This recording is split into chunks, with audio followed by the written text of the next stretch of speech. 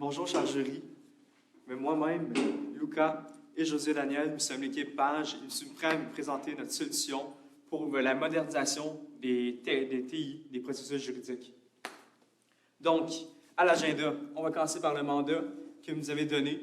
Après, on va aller vers l'analyse de la situation actuelle. On va pousser des solutions pour répondre à cette situation, faire l'implantation, puis finalement vous présenter les bénéfices de toute cette implantation. Donc, vous avez demandé de moderniser les TI, des processus juridiques de la ville de Trenter en développant une situation stratégique qui va vous guider tout au long de l'implantation du projet. Vos priorités, vous l'avez clairement indiqué dans le cas, vous visez l'excellence opérationnelle, vous êtes une équipe qui souhaite être le plus efficace possible et répondre aux demandes de vos clients. Vous innovez grâce au talent interne, les ressources humaines, c'est un de vos points forts, il faut absolument développer là-dessus dans la solution. Puis, vous engagez un développement rapide et sécuritaire. L'important, oui, il faut progresser, mais il faut le faire de façon à ce que toutes les parties prenantes soient d'harmonie avec vous. Donc, si on poursuit. Avec l'analyse de votre situation actuelle. Donc, évidemment, tel que mentionné il y a de cela quelques secondes, votre équipe est très qualifiée et ce, sur plusieurs fronts. Vous avez une équipe TI qui est super qualifiée, vous avez une équipe juridique qui est super qualifiée et vos ressources humaines sont aussi, hors de tout doute, très, très qualifiées. Cependant, évidemment, comme toute compagnie a des forces, elle a aussi des limites. Celle qu'on a identifiée dans cette situation-ci est le fait que votre système juridical est absolument désuet en 2023-2024. Donc, il va falloir le mettre à jour et c'est ce qu'on vous propose aujourd'hui. Les opportunités, dans un monde aussi avancé que celui dans lequel on rayonne aujourd'hui, sont celles de l'essor technologique qui vous offre évidemment plusieurs opportunités, plusieurs routes à suivre pour pouvoir avoir une solution qui est valide. Évidemment, suite à ces opportunités-là, ou suite au contexte dans lequel on évolue, il y a des menaces qui ressortent et on les a liées au fait que depuis la COVID-19, le contexte d'incertitude, c'est lié à tous les domaines liés aux villes. Donc, aujourd'hui, nous avons lu votre cas. Nous sommes ici pour répondre avec des solutions. Donc, pour choisir cette solution, nous nous sommes dotés de 3 critères, principalement les processus couverts par la solution technologique, aussi la vitesse de traitement, car nous savons que vous avez actuellement environ 12 000 documents à traiter annuellement, 12 000 cas, et le prix, qui est un enjeu actuel. Donc, nous vous proposons aujourd'hui 3 solutions, soit un PGI, soit un BI, ou soit la combinaison des deux. Pour vous l'expliquer rapidement, un PGI, c'est comme un cœur. Il rassemble toutes les données de tous vos clients sur différents angles et il est très modulable. Donc, on peut faire vraiment pratiquement n'importe quoi. Le BI, de son côté, est pour la stratégie d'affaires. Il vous aide dans votre choix de décision quant à, en l'occurrence, la priorité que peut avoir un cas ou un autre.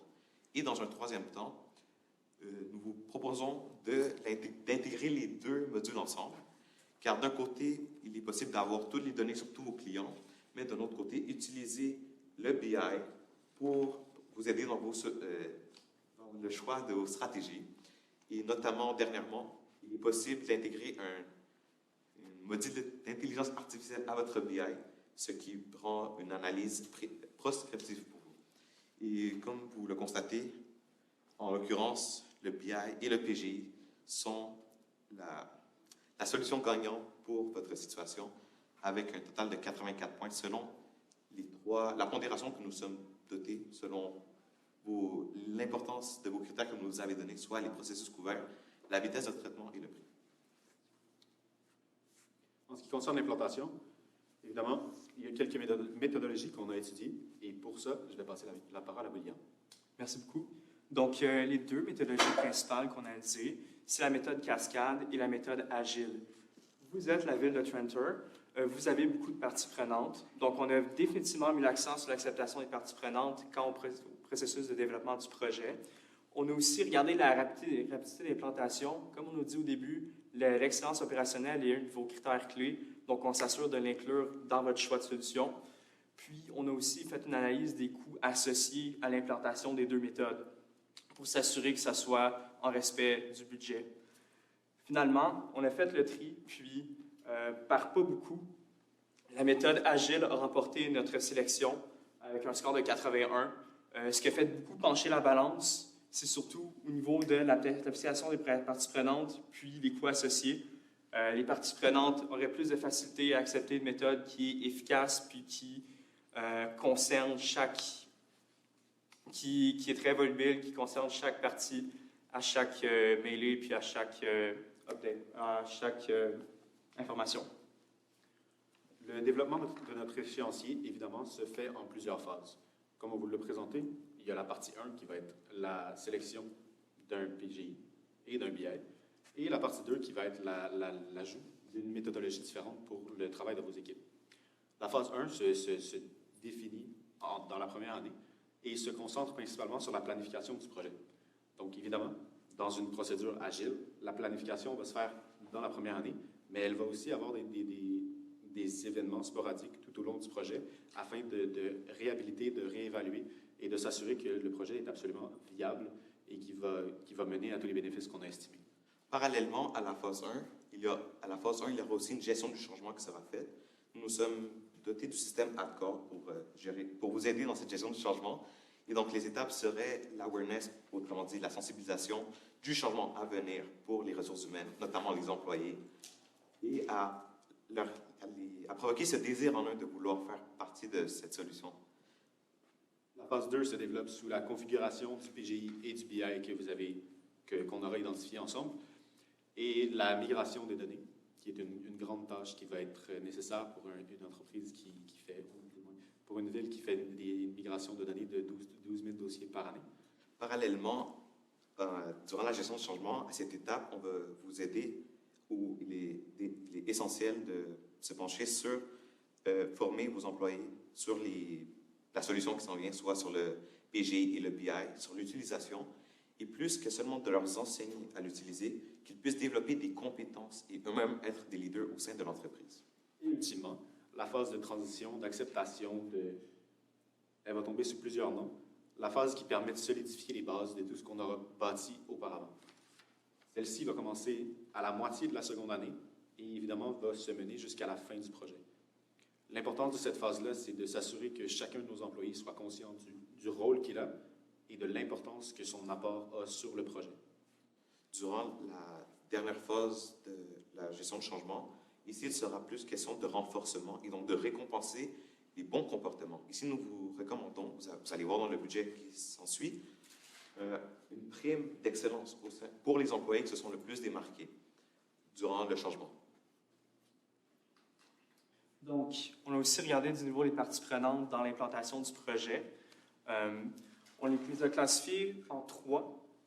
On a les instances politiques qui s'occupent du financement, donc le gouvernement provincial et fédéral, avec qui on va faire preuve de transparence tout au long du processus de la modernisation des TI pour qu'ils puissent continuer de nous supporter dans le cadre de l'implantation du projet. On a nos partenaires, donc les services municipaux, les organismes associés et les mairies de banlieue, qu'eux, on va s'assurer de communiquer efficacement avec eux pour leur dire ça va être quoi les délais, ça va être quoi les livrables qu'on a tout au cours du projet. Puis, nous aurons clients et citoyens qui seront nos clients puis qu'on va informer surtout dans la phase 3, quand on va être prêt à implanter le projet puis à leur dévoiler les résultats. Et nous avons les employés qui vont être au cœur du processus puis qu'on va constamment leur demander de la rétroaction pour savoir si le développement du projet est toujours dans la ligne de mire de l'entreprise. Nous savons que tout projet comporte des risques, mais ne vous en faites pas, nous sommes ici, nous les avons identifiés pour vous et nous allons vous aider à les pallier. Dans un premier temps, nous savons que dans la réalité actuelle, les données sont partout. Et donc, le premier enjeu est la migration des données. Nous vous conseillons très fortement de procéder à une migration des données étape par étape, soit de le diviser en parties équitables et de le faire tout au long des 3 ans. Pas de le faire selon une méthodologie Big Bang, parce que c'est un risque d'erreur qui est très grand. Pour pallier à ça, comme on vous le disait, privilégier la méthode ETL. Il y a aussi le risque que, puisqu'il y a de l'implantation d'intelligence d'affaires, vos employés pourraient être tentés à penser que leur poste est en jeu. Mais il faut, au moment de la sensibilisation, directement leur dire que ce n'est pas un risque pour leur travail, qu'au contraire, l'implantation de cette solution va venir les aider à leur quotidien. En termes de budget, tout projet a un budget. Et en l'occurrence, c'est un budget de près de 500 000 $. Nous avons estimé les meilleurs prix qui sont actuellement sur le marché pour votre réalité.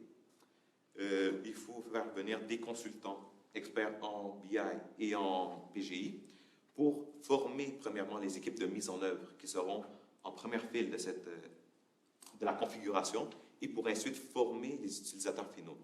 De plus, il faut aussi penser aux licences PGI qui viendront surtout s'activer lors de la 2e et 3e année. Pour le BI, les licences se feront surtout à la 3e année, car nous vous conseillons très fortement que, comme on vous a dit, le PGI est comme le cœur de cette base de données, qu'il soit bien implanté pour ensuite y intégrer l'autre module. La migration des données dans un projet comme celle-ci, nous avons dit que c'est un risque, mais c'est aussi un risque financier qui peut représenter jusqu'à 15% du coût total d'acquisition. Et finalement, comme on vous l'avait mentionné, lors de la gestion du changement, nous nous sommes dotés d'un montant pour récompenser les employés s'étant démarqués lors du changement, pour un grand total de 491 000 $. Donc, au niveau des bénéfices, on a sorti la matrice d'Eisenhower qui mesure le niveau d'importance et d'urgence des tâches. Avec le BI, l'avantage, c'est que les décisions qui auront peu d'importance puis peu d'urgence vont être mises de côté, puis on va prioriser les décisions qui ont beaucoup d'importance et beaucoup d'urgence. Et ça va être l'intelligence artificielle qui va s'occuper de faire le travail pour les employés. Fait qu'on aura une grande économie de temps. C'est les bénéfices qu'on espère retirer, puis ça va nous permettre de vraiment améliorer l'excellence opérationnelle de l'entreprise. Donc, dès aujourd'hui, nous vous recommandons de solliciter les services de vos propres employés, de les conscientiser aux changements qui s'en viennent et de signer un contrat avec nous, la ferme page, afin d'écrire une nouvelle page dans l'histoire de votre ville. Merci de nous avoir écoutés. Merci. J'ai plusieurs questions. Je vais vous laisser peut-être débuter. Moi, j'ai une question, en fait, de présentation. Merci beaucoup. J'ai une question au niveau du budget. Si on peut retourner, oui. Oui, quand vous mentionnez les consultants experts, 350 000 $, est-ce que vous pouvez décrire, parce que j'ai entendu parler de formation, mais j'imagine qu'il va y avoir d'autres types d'expertise qui vont être requises pour mettre en place la solution. Est-ce qu'ils rentrent dans ces coûts-là ou est-ce qu'on les retrouve ailleurs? Il rentre dans ces coûts-là, parce que quand on va faire venir un consultant, le consultant, dans un premier temps, on a pensé à 2 consultants. Il y en aura un dans l'équipe du bureau exécutif, et il y en aura un aussi dans l'équipe de mise en œuvre. Dans un premier temps, du PGI et dans un second temps, du BI, quand on va l'implanter. Et donc, ce consultant, dans un premier temps, il va aider à la configuration, mais par la suite, un de ses rôles est de former, de un, les employés qui vont être aussi avec lui dans l'équipe de mise en œuvre, et de deux, quand le logiciel va être va être prêt à être donné aux utilisateurs finaux, de les former. Merci. Vu qu'on est sur cette diapositive ici, ça c'est sur 3 ans votre budget? Oui. On parle de 2 consultants, on parle de licences, ça inclut les licences perpétuelles, des choses comme ça? En l'occurrence, on s'est donné, on vous recommande fortement d'aller pour des licences cloud, soit des Licences mensuelles. Des mensuelles, merci beaucoup, Lucas. Ensuite, l'autre chose qui est importante avec la ligne du consultant, c'est que, oui, pendant l'implantation du PGI et du BI, ils vont être là à temps plein afin de s'assurer que le projet soit mené par des experts. Sauf qu'au moment de la formation, ils ne seront plus à temps plein dans les bureaux de la ville. Ils vont être là sporadiquement. Si je ne m'abuse, les calculs ont été faits pour 5 heures par semaine. 5 heures par semaine. À partir de Non. 10 heures semaine chaque consultant, donc 2 jours semaine.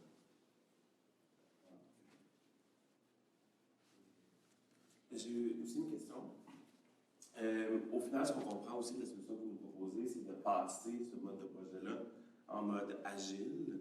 Comment se positionne cette méthodologie-là à l'intérieur de votre planification sur 3 ans? À l'intérieur de la planification pour 3 ans, on a estimé que la phase de planification allait allait occuper beaucoup de temps du processus. On vise au moins 1 an. Puis le traitement de la phase agile, c'est vraiment rendu à l'implantation qu'on va l'intégrer. Donc, ça peut aller jusqu'à juste la dernière année du projet. OK. Donc, on voit une phase de planification plus cascade, une phase de transition plus cascade, mais une implantation en mode Agile. agile. Donc, la partie TI, tu vois en mode agile, le reste, on garde en mode cascade. Oui, étant donné qu'il y a beaucoup de parties prenantes qui sont en jeu. Surtout que le fait que le travail des personnes en TI est un travail très complexe qui peut susciter des changements à tout moment. Et donc, il faut vraiment constamment repenser à ce qu'on peut faire pour améliorer ce qu'on est en train de faire. Il nous reste 20 ans, Catherine. Il vous reste encore 1 minute 30. Moi, j'avais une petite question. Justement, on parle de comment vous allez organiser l'implantation. Tout ça, comment vous voyez l'organisation au bout de l'équipe, donc dans la structure de l'équipe, entre le fournisseur, puis, c'est-à-dire finalement l'équipe de gestion de projet avec le client, etc. La structure qui est recommandée en général serait de prendre des parties de chacune des équipes. C'est ce qu'on fait habituellement. On va venir chercher le directeur de votre équipe, un gestionnaire de votre équipe, ainsi qu'un gestionnaire de l'équipe du fournisseur, afin de créer un cœur à l'équipe. Puis, suite à ça, on va aller solliciter les employés directement pour s'assurer d'avoir une volonté dans les parties prenantes qui vont participer à l'élaboration de ce projet-ci. C'est la formule qu'on suit. Nous avons aussi parlé de bureau exécutif. C'est vraiment les personnes qui vont diriger le projet. Et à l'intérieur de ce bureau, il y a 2 personnes, soit un gestionnaire de projet interne à l'entreprise et un gestionnaire de projet qui serait propre à les firmes de PGI ou de BI que vous pouvez engager. Super rapidement, dans la slide 10. En fait, matrice de multi-dictateur, c'est peut-être la 9 alors. Ah, génial. Je vois que le PGI et le BI, individuellement, ils n'ont pas un bon score. Est-ce qu'il y a une autre possibilité d'avoir pas juste PGI et BI? Il y aurait d'autres possibilités sur le terrain? Absolument, il y a toujours d'autres possibilités qui s'offrent à vous. On aurait pu aller sur un module simplement de BI auquel on aurait ajouté l'intelligence artificielle telle que prévue plus tôt. Mais la combinaison qui est optimale dans le cas d'une centralisation des données puis d'une sélection par les informations qui vous sont offertes serait la combinaison d'un PGI qui va centraliser toutes vos données, puis l'ajout d'un module BI qui va s'assurer que les décisions que vous prenez sont guidées par tous les critères que vous allez imposer à cette matrice de décision-là, qui n'est pas celle-ci, mais qui est celle qu'on va vraiment implanter dans le logiciel. Excellent. Avez-vous une dernière question pour clore? Sinon, ça serait terminé la période de questions. Je vais y aller, moi, à mon quand vous avez parlé des phases dans votre planification, votre échéancier, à la phase 1, j'ai entendu le gestionnaire du changement. Alors, peut impliquer quelqu'un pour la gestion du changement. Est-ce que cette personne-là, je ne suis pas sûre que je l'ai revue quand vous avez mis les différentes parties prenantes. Est-ce que cette personne-là est impliquée tout le long du processus ou à des phases particulières? Je pense que j'ai mal prononcé. C'était vraiment procéder à une gestion du changement. OK, c'est pas un gestionnaire. C'est pas un gestionnaire, c'est vraiment une méthode que vraiment tout le monde, les hauts cadres, vont utiliser. OK. Par exemple, la première étape, la sensibilisation, ce serait vraiment de favoriser la communication vraiment horizontale comme verticale. OK. Pour s'assurer que tout le monde est au courant du changement à venir. Puis qui est en charge de cette mise en place-là de la communication, autant verticale qu'horizontale? En l'occurrence, je pense que ce serait très pertinent que ce soit vos directeurs, OK. vos VP. Merci. Ça mettrait fin à la période de questions. Merci à l'équipe. Vous pouvez maintenant quitter puis retourner. Oui, tu peux laisser tout cela, puis on vous invite à quitter. Il y a un bénévole qui va vous attendre à l'extérieur ici. Merci. Merci.